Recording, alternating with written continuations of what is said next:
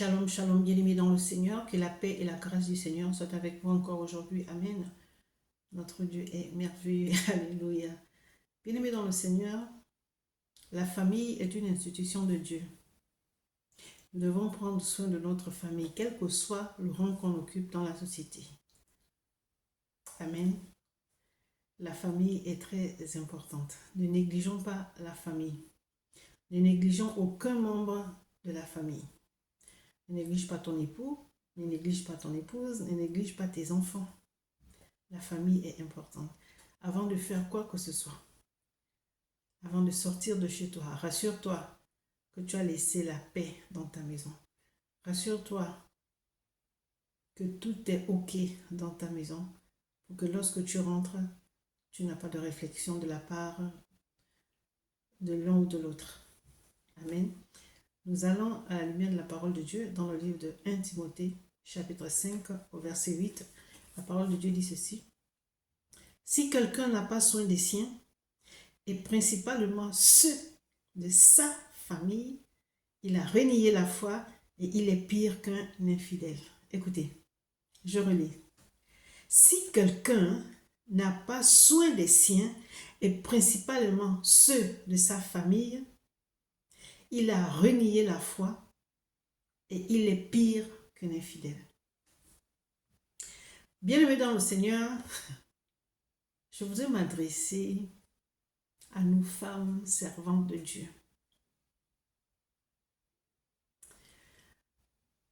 On quitte la maison sans rien laisser. Parce qu'on est pressé. On a peur d'arriver en retard. Mais si tu es organisé, le mot retard ne doit même pas exister dans ton langage. Tu t'organises. Peut-être que ton mari est un incroyant. Tes enfants ne vont pas à l'église. Dieu ne les a pas encore touchés. Toi, tu dois montrer l'exemple. Tu vas dimanche prêcher ou tu vas dans des conférences. Rassure-toi qu'il y a à manger. Rassure-toi que les enfants, il ne manque rien aux enfants, que ton mari est content, que ton mari même te bénisse pour aller dans ton travail. Rassure-toi que tu as laissé la paix à la maison. Tu as fait des bisous à tes enfants, à ton époux. Tu pars, ton mari te bénit. Tu pars en paix. Tu vas faire ton travail dans la paix. Et tu pourras donner quelque chose au peuple. Mais tu pars de la maison, tu es pressé. Ton lit, tu n'as pas fait. La cuisine, tu n'as pas fait. Le linge, là, tu ne fais pas tourner la machine. Donc, le linge est là. Et puis, tu pars, tu es pressé. Tu n'as pas la bénédiction de tes enfants. Tu n'as pas la bénédiction de ton époux. Qu'est-ce que tu peux donner au peuple? Et quand tu vas là-bas, on t'appelle maman, mommy, mommy, mommy. Tu es contente parce qu'on t'appelle comme ça. Tu prêches l'amour, tu prêches le pardon. Tu t'occupes des brebis de Dieu. C'est une très bonne chose. Mais tes enfants que tu as laissés à la maison, ton mari que tu as laissé à la maison, bien aimé, il faut qu'on se parle, il faut qu'on s'éduque. Avant d'aller éduquer les autres femmes dehors, éduquons-nous. Tu sors de ta maison. Là, bien aimé, c'est écrit dans la parole de Dieu. La parole de Dieu dit, si quelqu'un n'a pas soin des siens, et principalement de ceux de sa famille, il a renié la foi. Il est pire qu'un infidèle. Tu renies la foi et tu es pire qu'un infidèle. Quel exemple donnons-nous? Comment veux-tu attirer ton mari à l'église? Comment veux-tu attirer tes enfants à l'église si tu te comportes comme ça? Tu ne donnes pas d'amour, tu ne donnes pas de ton temps à ton mari, à tes enfants. Tu es pressé. Qu'est-ce qui te fait courir comme ça? Quelqu'un qui est organisé ne court pas. Tu sais que tu te lèves à telle heure, tu as ça à faire. Tu sais qu'à telle heure, tu te douches et tu sais qu'à telle heure, tu quittes la maison, à telle heure, tu es arrivé. Donc, tu ne cours pas. Tu ne cours pas. Tu es dans les temps. Femme, c'est comme ça que vos mariages, je vais m'inclure dedans, c'est comme ça que nos mariages sont chaotiques. On va dire quoi? On va accuser la famille. On va accuser les sorciers. On va accuser. On va rester dans l'accusation. Mais on ne se rend pas compte que la faute là vient de nous. Hein. Pourquoi mon mari ne me parle pas aujourd'hui? Tu boudes, tu sais pas pourquoi. Tu sais pas pourquoi. Tu sais. Il te laisse déjà la liberté d'aller à l'église, aller servir Dieu parce qu'il craint Dieu même s'il ne vient pas à l'église. Mais c'est là où les hommes disent que donc ton Dieu là que tu sers, t'as dit de ne pas t'occuper de ton mari à la maison. Ton Dieu là que tu sers, t'as dit de ne pas t'occuper des enfants. Ton Dieu là que tu sers là, t'as dit de ne plus faire à manger. Tu amènes à la maison la nourriture faite par les brebis. Maman t'a amené à manger. Tout ça c'est bien. Mais donc tu ne cuisines plus pour ton mari. Ce sont les enfants de l'église qui cuisinent pour toi et tu amènes à la maison. Et puis vous mangez. Et quand le mari ne mange pas, les enfants ne mangent pas, tu te fâches. Mais ils ont raison. Il n'a pas épousé les brebis, il a épousé une femme, c'est toi. Donc tu te dois de le rendre heureux, tu te dois de t'occuper de lui. Tu n'es pas fatigué d'aller servir Dieu, hein? Il te fortifie. Mais c'est ce même Dieu-là que tu vas servir qui te dit occupe-toi de ton mari. Quand tu vas à l'église, tu n'es pas fatigué. Mais à la maison, tu es fatigué. C'est normal que l'homme se pose des questions. Et c'est cette attitude-là qui peut pousser à ton mari d'aller dehors. Est-ce que Dieu nous a dit de ne pas nous occuper de nos maris? Qu'ils soient croyants ou non. Dieu nous a dit ça. Dieu ne nous a pas dit ça. Femme, servant de Dieu. Dieu nous aime. Dieu, il nous aime. Et il ne nous a pas dit que de négliger nos époux. Sur la terre, là, ton mari, c'est ton Dieu. Que tu le veuilles ou non, ton mari, c'est ton Dieu. Alléluia. Et il y a des servants de Dieu qui laissent tout à la femme de ménage. Deux fois, ce sont les enfants de l'église. Il y a même un planning. Tel jour, c'est moi qui vais chez maman. Je fais le ménage, je fais ça. Tu ne fais plus rien. Parce que tu pries pour les enfants, mais c'est ton travail. Parce que tu prêches tous les dimanches de la semaine, tu es à l'église, c'est ton travail. Dieu t'a appelé à le servir, mais Dieu ne t'a pas dit de négliger ta maison. L'amour que tu donnes aux brebis là, cet amour aussi, tes enfants à la maison ont besoin de ça. Ton mari a besoin de ça. Et les brebis qui viennent chez toi, regarde ta maison. Elles vont faire le ménage. Elles vont faire à manger. On dit, oh, maman là aussi, vraiment. Vous pensez qu'elle ne parle pas? Quel exemple, servant de Dieu, tu donnes à tes brebis? Si bien que tu ne peux pas parler du mariage à tes brebis parce que dans ton foyer, tu ne fais pas ce qu'une femme mariée doit faire. Tu vas dire aux femmes, oui, il faut apprendre à faire à manger à vos maris. C'est vous-même qui devez préparer pour votre mari. Dans le peuple, il y a tes filles spirituelles qui sont là, qui te font manger tous les jours. Mais elle dit quoi? C'est nous qui lui faisons à manger. Le linge de ton mari n'est pas repassé. Il est froissé. Non, femme, il faut changer. Hein? Certains me diront que mais elle qui parle, est-ce qu'elle le fait? Oui. Je prépare pour mon mari. Je fais le ménage, je fais tout. Je ne peux pas sortir de chez moi, aller servir Dieu. Et puis je n'ai rien. Mais mon Dieu qui est à la maison, je n'ai rien fait pour lui. Est-ce que le Dieu, notre Dieu céleste, notre papa céleste sera content de moi? Non. Comment tu peux dire que tu m'aimes et tu n'aimes pas la personne qui est à côté de toi? C'est parce que la parole de Dieu dit. Tu dis j'aime Dieu. Ok, ça c'est une très bonne chose. Mais Dieu te dit aime ton Dieu qui est sur la terre aussi, c'est-à-dire ton mari. Mais vous ne préparez pas. Vous sortez. Toi, servant de Dieu, tu es fâché parce que ton mari t'a fait la remarque. Tu dors fâché, tu te réveilles fâché et tu vas prêcher la parole de Dieu.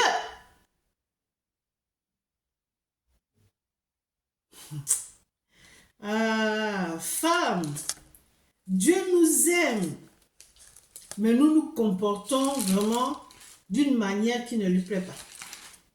Non.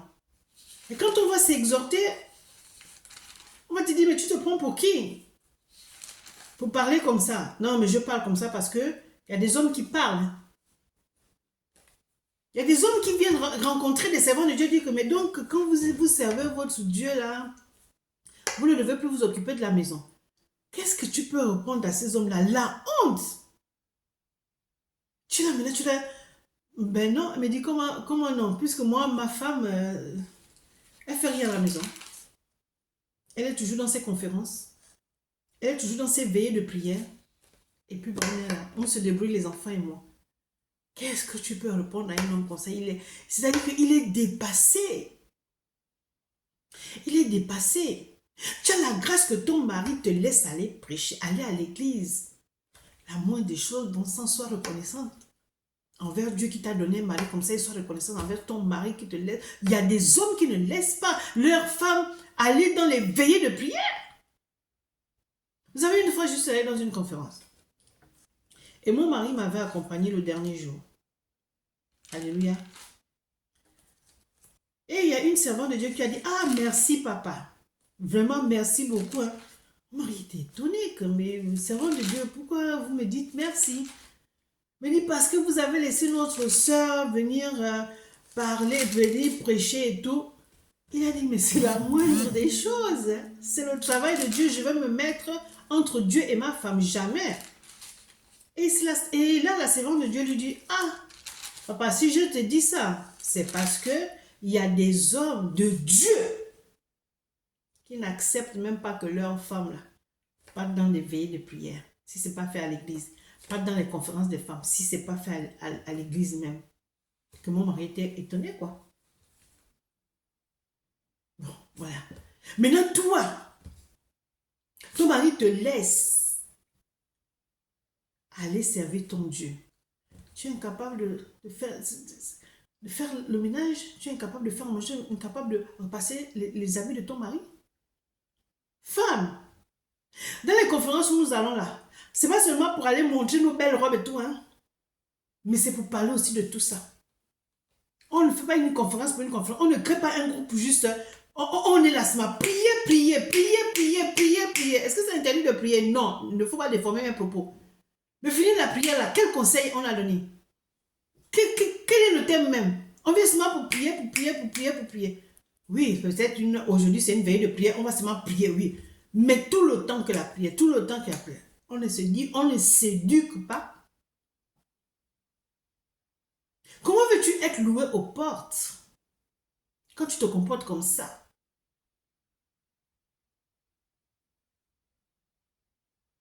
Dieu nous voit. Dieu voit nos œuvres. Dieu, il voit nos œuvres. Alléluia. Donc, femme, Dieu t'aime.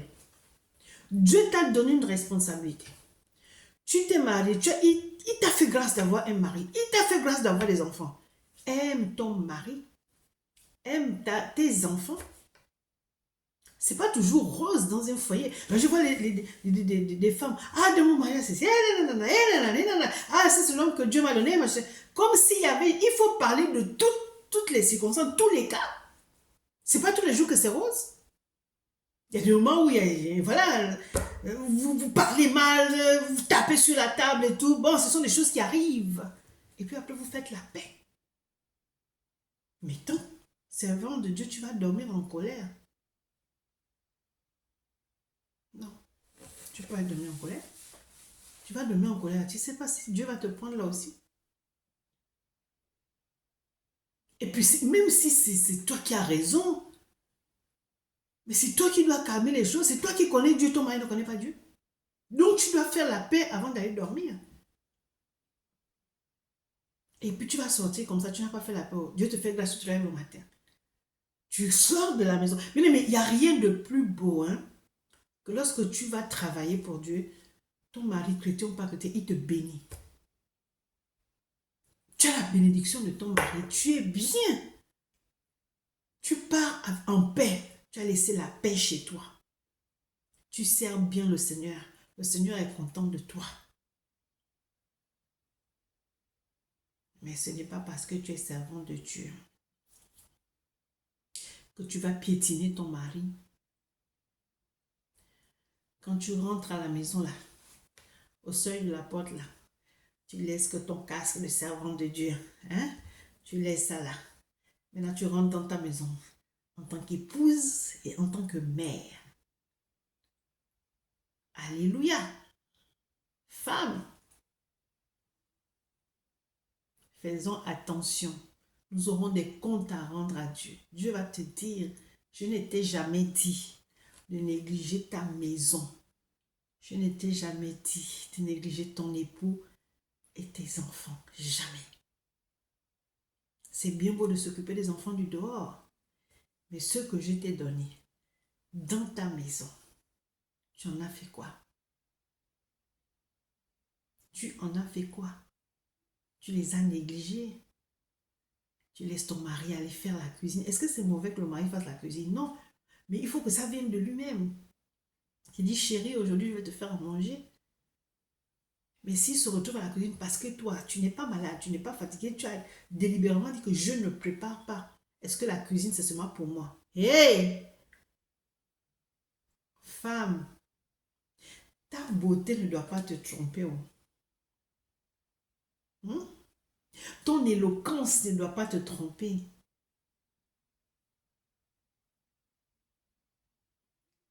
Il ne faut pas jouer à ça. Le non-respect envers son mari, c'est terrible. Devant Dieu, c'est pas bon. Aime ton mari. Prends soin de ton mari. Aime tes enfants. Prends soin de tes enfants. Quand tu sors de là, bonne journée maman, que Dieu te bénisse. Ton mari te fait un bisou sur le front. Il te dit, va en paix, que Dieu te bénisse. Oui, il y a des maris qui bénissent. Moi, mon mari me bénit. Alléluia.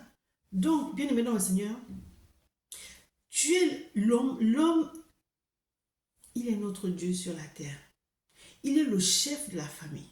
Peut-être tu es le pilier de la maison quand même. Hein? C'est toi qui vois tout. C'est toi qui organise dans la maison. C'est toi. Donc, tu as une responsabilité. Et Dieu t'a donné les épaules pour ça. Dieu t'a donné la capacité de gérer ta maison. Alléluia. Dieu est merveilleux. Alléluia, il nous aime. Aujourd'hui, c'était un rappel à l'ordre pour les servants de Dieu qui ne s'occupent pas de leur maison. Et quand elles vont à l'église, c'est waouh, tu as vu maman, mamie, maman. Mais chez elle, elle a laissé la guerre. Chez elle là-bas, rien ne va. Mais comment tu peux te mettre sur la chair et prêcher? Dis-moi un peu. Que Dieu nous aide. Soyez bénis. Amen.